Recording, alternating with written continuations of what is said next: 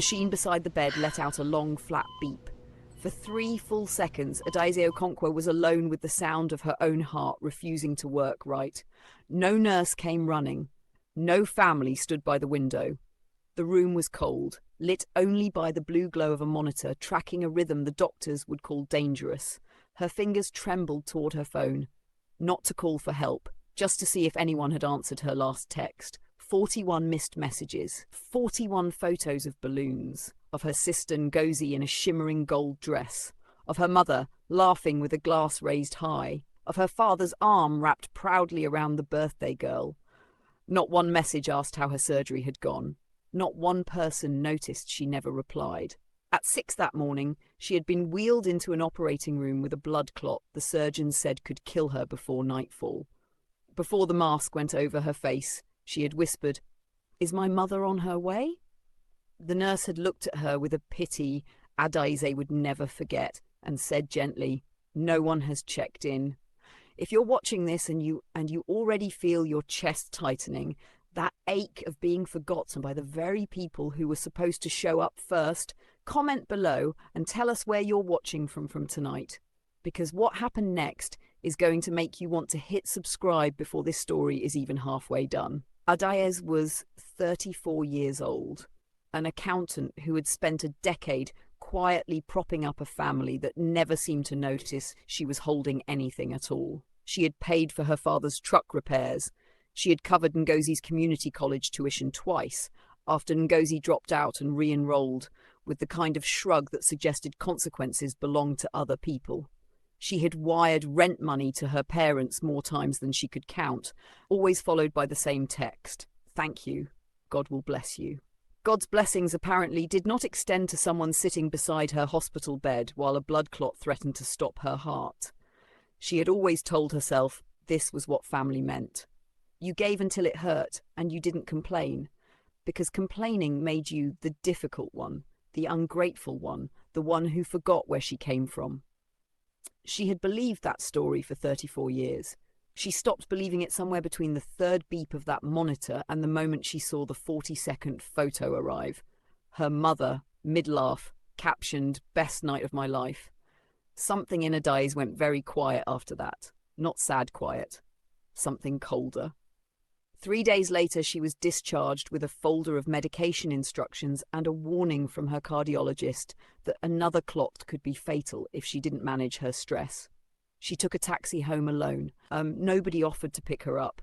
When she finally turned her phone back on, there was one message waiting, sent that morning from her mother. "Ada, we need you to send the caterer's balance before Friday. Ngozi says you never sent the last payment for the party. Don't disappoint us again." She read it twice. Then she set the phone face down on the kitchen counter and sat in the silence of her small apartment for a long time, staring at nothing, feeling something shift permanently in her chest. Not her heart this time, but whatever part of a person decides how much more they are willing to give away. What Adaeze didn't know yet, what none of them knew, was that 6 years earlier, her grandmother, Ne Chinelo, had quietly changed the terms of the family land trust in the village, and the person she had named as sole trustee, the only one with the legal power to decide who among her descendants would inherit the ancestral compound, was Adaeze. Nobody had told her. The old woman, sharp-eyed even at 90, had watched her family for years, and she had chosen in silence, the way people who understand betrayal tend to choose, quietly and only once they're certain. That letter was still sealed in a lawyer's office 300 miles away. It would not stay sealed for long. For 2 weeks, Adaeze said nothing to her family. She answered their messages with short, polite replies. She sent the caterer's balance because old habits do not die as fast as trust does.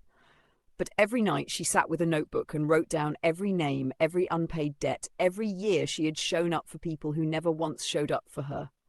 The list filled 11 pages. By the end of it, her hand ached and her eyes were dry, because she had already cried every tear she had left for these people back in that hospital bed.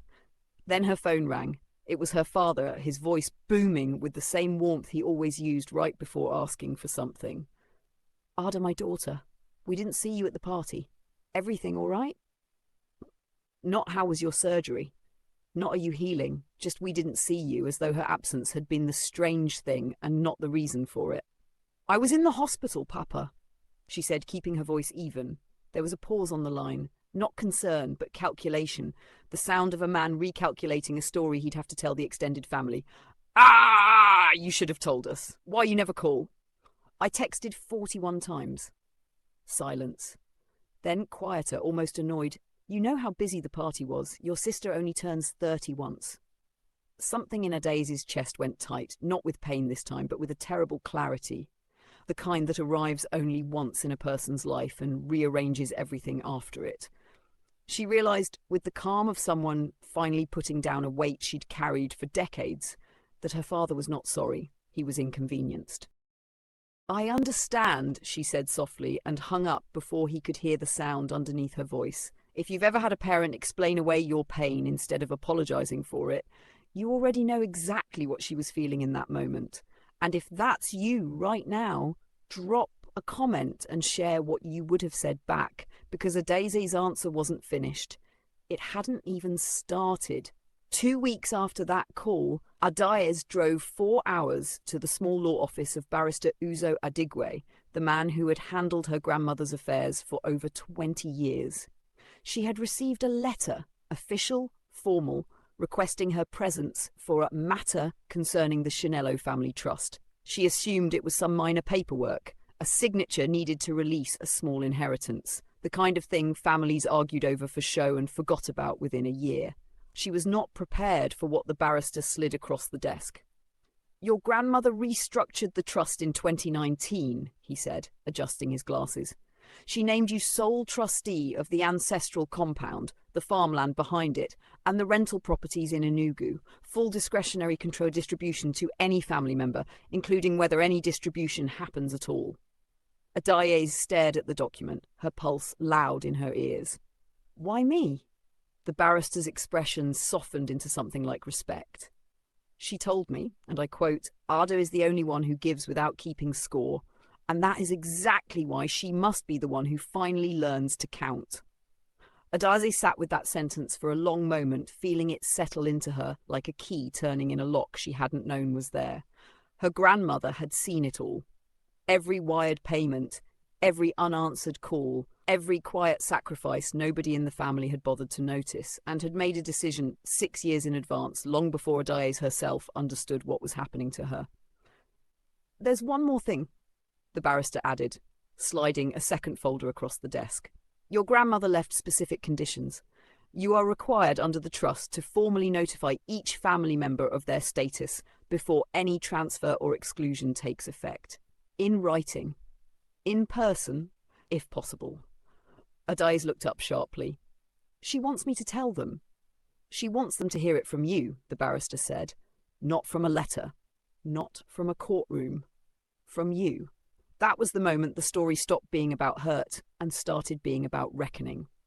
Before we go further, if this story has your full attention right now, hit that like button and subscribe. Because what Adaeze did with this power over the following months is the part of the story people are still talking about in the comments of every video like this one. And trust me, you don't want to miss how it unfolds. Adaeze drove home that night with the folder on the passenger seat like a living thing, humming with consequence.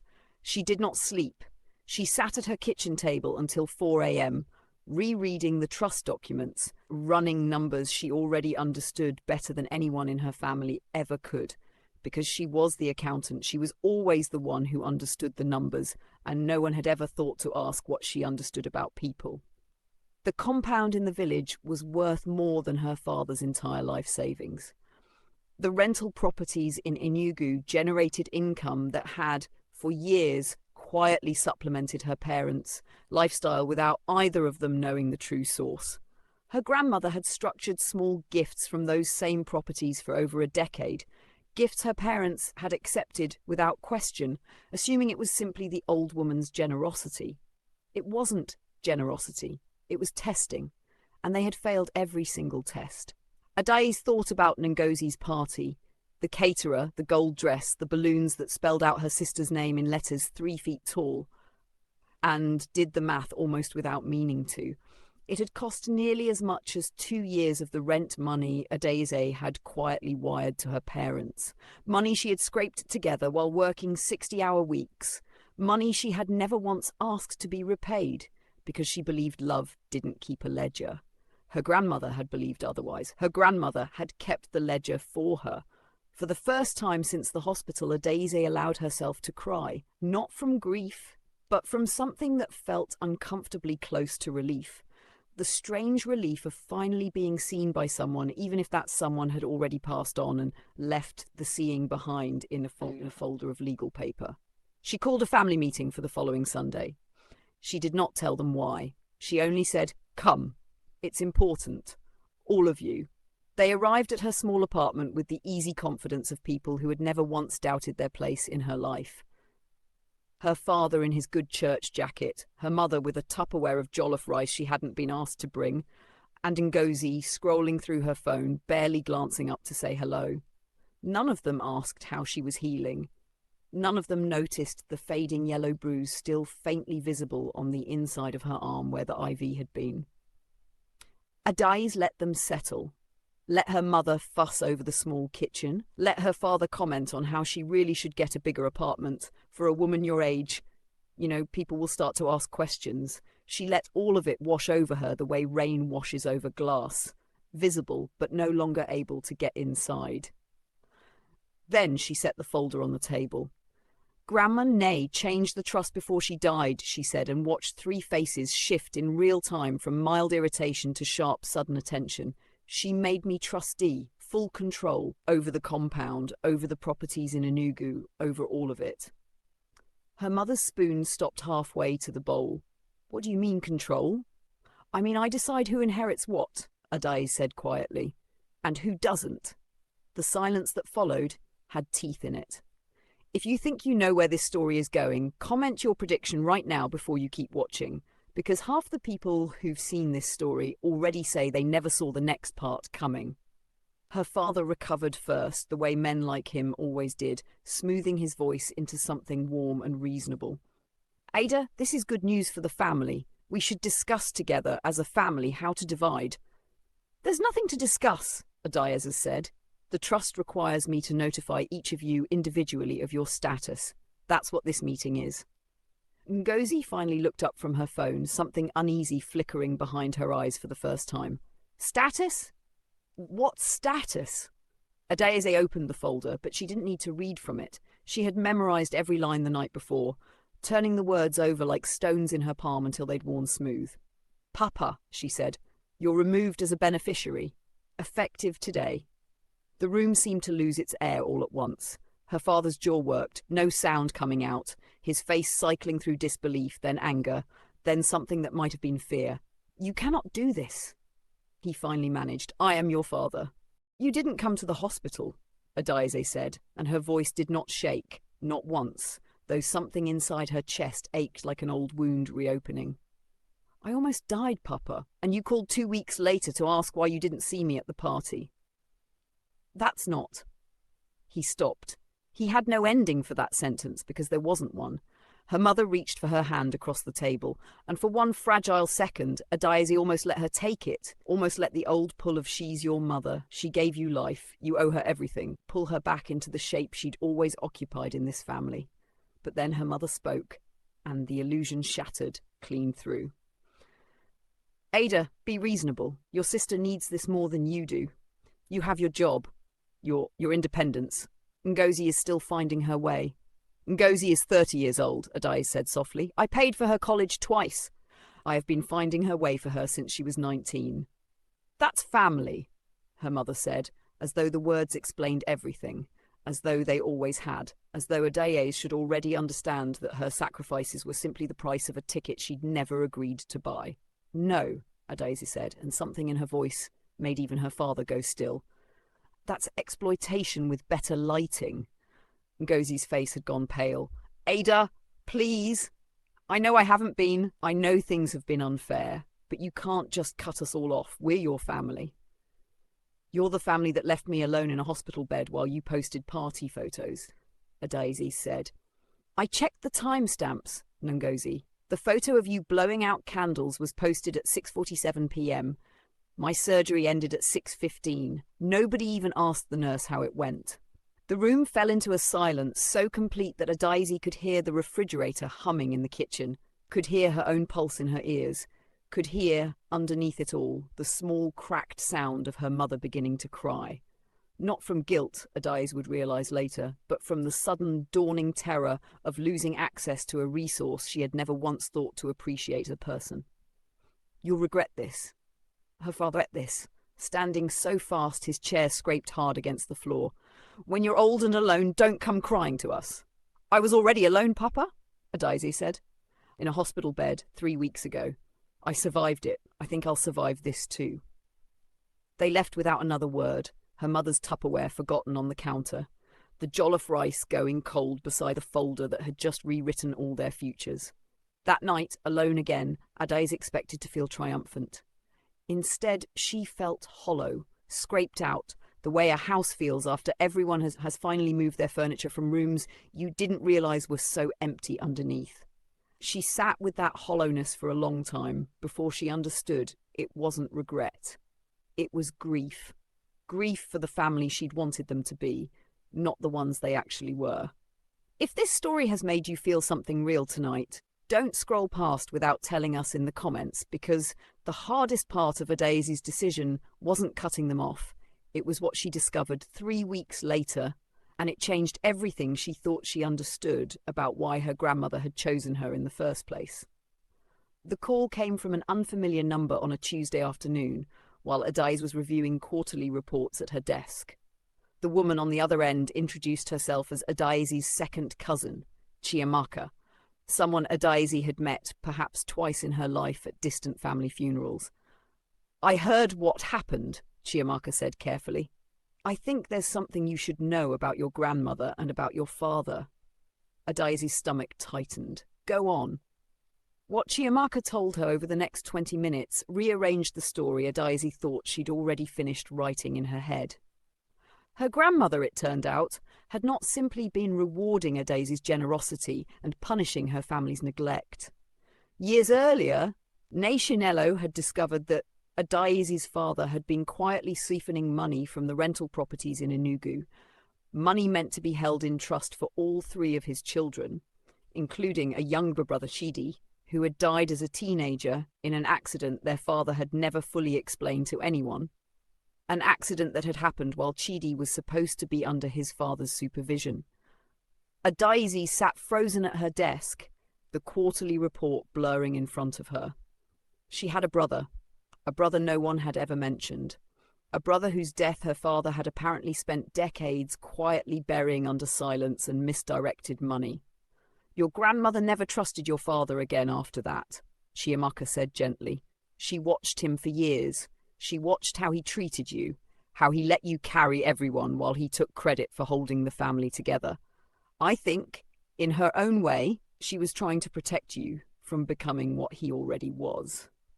Adaeze sat with the phone against her ear long after Chiamaka had said goodbye, staring at nothing, feeling the shape of her entire childhood shift under her feet like sand pulling away from a wave. Every unanswered question about the sadness that sometimes crossed her mother's face when she looked at old photos.